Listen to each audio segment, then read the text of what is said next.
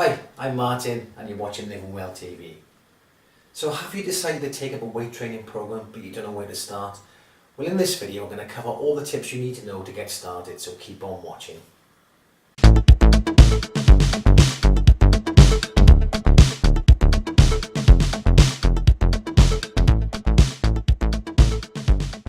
So you've recently decided to take up weight training but don't know where to start. Don't know what weights to use, what program, how you lift. Listen, everybody's been in this position before, including myself. So in this video I'm going to show you the basic guidelines of where you need to start and what you need to do. Weight training can bring some fantastic benefits: increasing muscle tone, increasing bone density, increasing ligament and tendon strength, and also an increase in your metabolic rate. Now, an increase in your metabolism will help you burn fat. So firstly, nutrition. Nutrition is extremely important. If you don't get it right, it'll be much harder to get in shape. So let's break it down into macronutrients and micronutrients. So macronutrients are proteins, fats and carbohydrates, and micronutrients will be your vitamins and minerals. So carbohydrate provides the brain and the body with energy. It's converted into glucose and stored in the muscles and the liver as glycogen. Eating the right type of carbs is very important. You need to be looking to get complex carbs and avoid simple sugary carbohydrates. So you're looking to get things like whole wheat pasta, oats, whole grain rice, wholemeal bread. Then you want to be looking at your vegetables. You can eat vegetables in abundance. You must eat your vegetables to get your micronutrients, your vitamins and minerals. You've also got your starchy vegetables such as your sweet potatoes, corns and pumpkin, beans, lentils and peas. You can see my carbohydrate video here for more information on carbohydrate and which ones are the better ones for you. And then we come to protein. Protein is important for healthy hair, nails and skin, and to build and repair muscle. So it's very important in weight training that you have adequate protein. You can get protein from eggs, dairy, unprocessed meats, fish, for vegetarians, soy. Combining foods is another option. You can combine foods to make a complete protein. Peanut butter sandwiches, hummus and pita, things like that. So it's very important to get your protein in. And again, you can see my protein video here for some information on protein. And the last one is fats. So a lot of people try and avoid fat, but fat is extremely important for your body. It's essential for hormone production, transporting soluble vitamins around the body, and for growth and development of the body's cells. The fats you should be eating, things like monounsaturated fats like avocados, nuts, seeds, flaxseed, olive oil, omega-3s in salmon. Saturated fats are also important in moderation. A lot of people try and avoid saturated fats, but they are important again for producing and boosting testosterone levels and hormone levels. So things like coconut oil and butter even. You also need to work out how many calories approximately you need. Don't get too bogged down in the calories, but it's good to know where you are with the calories, so when you start out you can work out how many calories you need, and once you get used to how many calories you need, you normally find you don't need to count them anymore. If you want to bulk up, I would recommend going 300 above your maintenance calories, and if you want to lose weight, I would recommend going 300 or 400 below. If you go too far above, you tend to put on too much fat, and if you go too far below, you'll end up lowering your metabolism, and that's not good if you're looking to lose weight eventually, because you go back to normal eating and end up putting on more fat. Alhamdulillah. A wise choice. You should aim to get around about 40% of your food from carbohydrate, 30% of your food from protein foods, and 30% from fats. So if you look at the calories in each of them macronutrients, so fats have 9 calories per gram, and carbohydrate and protein have 4 calories per gram. So if I wanted to work that out for myself, my maintenance calories are 2,500 a day. Therefore, I need 1,000 calories from carbohydrate, 750 calories from protein, 750 calories from fat.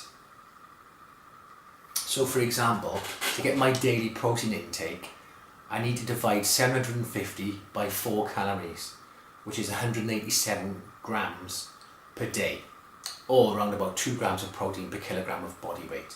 And that's about right. So if someone says you need to have 40% of your protein, that's when it gets the readings get skewed, because that means my protein intake will go above the recommended 2 grams per kilogram per day. So I recommend 30% is a much better figure. And what I'll do, I'll put a calorie calculator in the description below. You can go to that link and then it'll take you through to a calorie calculator to work out where you should be and where your maintenance calories should be. Sleep. Sleep is very important when it comes to weightlifting and building a better physique. You should aim to get between 7 and 9 hours sleep of uninterrupted sleep every night. But honey, I can't sleep. Sleep is when your body recovers from mental and physical exertion. 70% of your growth hormone is produced while you sleep. If your sleep is interrupted, it can have a diverse effect on the growth hormone production. Try and stop using your electronic devices at least an hour before bed, because that blue light really keeps your brain awake and it can really adversely affect your sleeping pattern. And finally, we come to actual weight training. So don't start off by lifting too much weight. You don't want to wake up in the morning, you can't move, you're so stiff that you can't even go to work. Okay, so make sure you're not lifting too heavy when you start off. Just get a feel for the weights and gradually build up your weight as you progress. To lift the weight.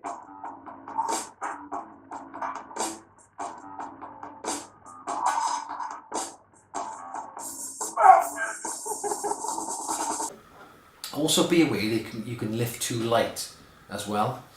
So just think now, if I lift this pen with a bicep curl, I'm not creating enough stimulus for my bicep to grow, so I have to increase that weight.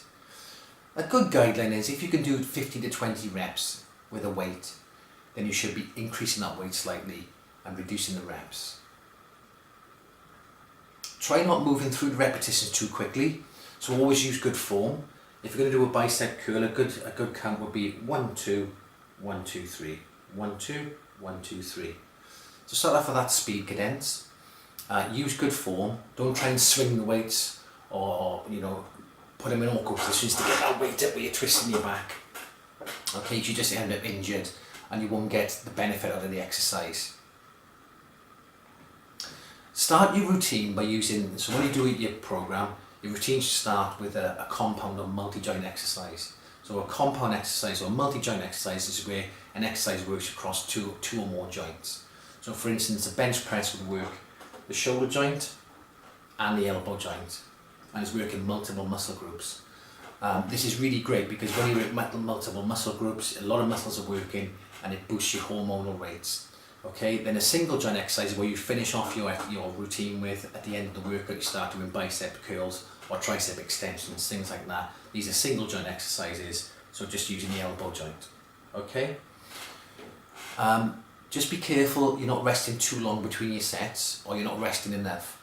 A good rule of thumb is about 60 seconds between your sets and about 60 to 90 seconds between each exercise. You also need to know what repetitions are and what sets are.